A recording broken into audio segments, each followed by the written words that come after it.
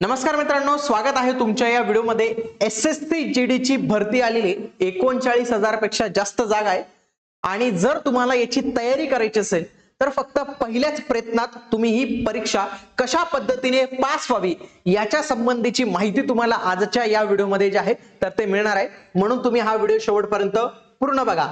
सगळ्यात आधी थोडासा पॅटर्न समजून घेऊया। बघा, 80 प्रश्न येतात आपल्याला आणि 80 प्रश्नांचे आपल्याला 160 गुण मिळतात। मग हे 160 गुण मध्ये काय असतं मित्रांनो, आपल्याला एक कट ऑफ लागतो। जवळपास मागच्या वर्षी महाराष्ट्राचा कट ऑफ 105 चा गेलेला होता, 105 चा गेलेला होता। म्हणजे तुम्हाला 110 प्लस गुण कसेही पुरुषांना पाडणं गरजेचं असणार आहे आणि महिलांसाठी काय करावं लागतं, 100 प्लस गुण हे घ्यावेच लागतील, तरच तुमचे अंतिम निवड यादीमध्ये जे आहे तर ते समाविष्ट होईल तुमचं नाव। तर याच्यामध्ये लक्षात घ्या, प्रत्येक प्रश्न हा 2 गुणांसाठी मित्रांनो, तसेच 0.25 गुणांची नेगेटिव्ह मार्किंग सिस्टीम आहे। म्हणजे जर तुम्ही चुकले तर तुमचे एवढे गुण जे आहे तर ते वजा करण्यात येतील तुमचे बरोबर आलेल्या प्रश्नांमधून। आलं लक्षात? पुढे विषय कोणते कोणते? 4 विषय आपल्याला दिलेले आहेत। पहिला जो विषय आहे सामान्य बुद्धिमत्ता आणि तर्कशक्ती, याचे 20 प्रश्न असतात 40 गुणांसाठी। सामान्य ज्ञानचे प्रश्न असतात 20 प्रश्न 40 गुणांसाठी। गणिताचे प्रश्न असतात 20 प्रश्न 40 गुणांसाठी। हिंदी किंवा इंग्रजी या दोघांपैकी एक विषय असतो, 20 प्रश्न असतात 40 गुणांसाठी। म्हणजे 80 प्रश्न हे 160 गुणांसाठी आपल्याला इथं बघायला मिळतात। आता आपण प्रत्येक सिलेबस पाहणार आहोत, प्रत्येक पॉइंट पाहणार आहोत, त्याच्यामध्ये कोणते घटक विचारले जातात, तसेच कोणत्या घटकावर आतापर्यंत किती प्रश्न आलेले ते पण आपण पाहणार आहोत, ज्याच्या माध्यमातून तुम्हाला तुमची तयारी करताना थोडंसं सोपं जाईल। बघा, जनरल इंटेलिजन्स आणि रिझनिंग याच्यावर किती प्रश्न येतात? 20 प्रश्न। तरी 20 प्रश्नांचं फॉर्मेशन कसं असतं बघा, कोडिंग डिकोडिंग वर 3 प्रश्न। आणि हे कोडिंग डिकोडिंगचे प्रश्न तुमचे चुकायलाच नाही पाहिजे मित्रांनो, हे सोपेच। जसं एबीसीडीचा प्रश्न असतो, तर अशा पद्धतीचे जे प्रश्न असतात ते कोडिंग डिकोडिंगचे प्रश्न असतात, हे तुमचे चुकले गेलेले नाही पाहिजे। पुढे मिसिंग टर्म तुम्हाला ओळखायची असते, 2 गुण। वेन डायग्राम हा पण सगळ्यात सोपा आहे मित्रांनो, याच्यासाठी 1 गुण असतात, इथं पण तुमचे गुण वाया जाता कामा नाही। सिलॉगिझम हे पण सोपं असतं, 2 असतात। पेपर फोल्डिंग याच्यावर 1 प्रश्न। ऑड मॅन आउट 4 प्रश्न येतात त्याच्यावर। मॅथमॅटिकल ऑपरेशन म्हणजे बोडोमॉस रूल वापरून तुम्हाला करायचंय, तर त्याच्यावर 1 प्रश्न। सिरीज 4 प्रश्न। सिक्वेन्स 1 प्रश्न। पझल असतो सिटिंग अरेंजमेंटवर 2 प्रश्न असतात, ते पण लिनियर सिटिंग अरेंजमेंट, म्हणजे राऊंड मधली नाही, फक्त लिनियर वाली। Mirror image, hidden figure, complete figure म्हणजे काय, या आकृतीवरील प्रश्न, म्हणजे 1 प्रश्न 1 प्रश्न 2 प्रश्न, म्हणजे असे 4 प्रश्न तुमचे फक्त आकृतीवरून होऊन गेले। पुढे आहे एनालॉजी, याचे 2 प्रश्न। म्हणजे जर तुम्ही हे टॉपिक पाहिले तर तुम्हाला इथं जास्तीत जास्त गुण मिळाले पाहिजे।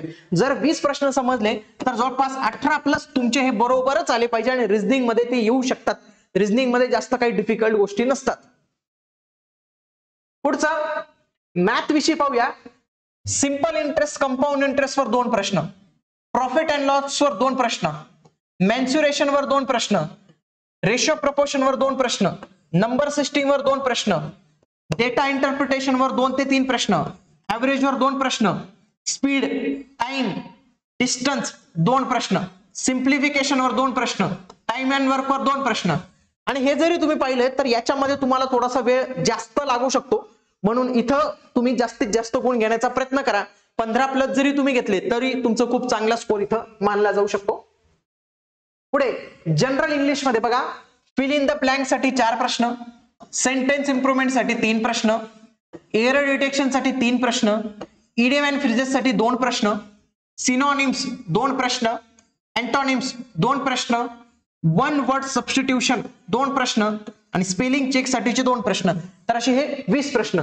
याच्यामध्ये जर तुम्ही पाहिलं तर सगळ्यात जास्त भर हा आपल्याला शब्दसंग्रहावर दिसतो, म्हणून आपले शब्दसंग्रहावरची पकड जी आहे तर ती खूप चांगली पाहिजे। शब्दसंग्रहावरचे आपले जास्तीत जास्त प्रश्न बरोबर आले पाहिजे, का की ग्रामर मध्ये थोडीशी आपली चुकण्याची शक्यता ही वाढून जाते। ग्रामर मध्ये मुलांचं एवढं जे आहे तर ते प्रावीण्य नसतं, म्हणून इथं तुम्ही शब्दसंग्रहावर थोडा जास्त भर द्या। पुढचं इतिहास 4 ते 5 प्रश्न। भूगोल 4 ते 5 प्रश्न। राज्यशास्त्र 2 ते 3 प्रश्न। विज्ञानावर 4 ते 5 प्रश्न। चालू घडामोडी हा टॉपिक फार महत्वाचा आहे, IMP आहे.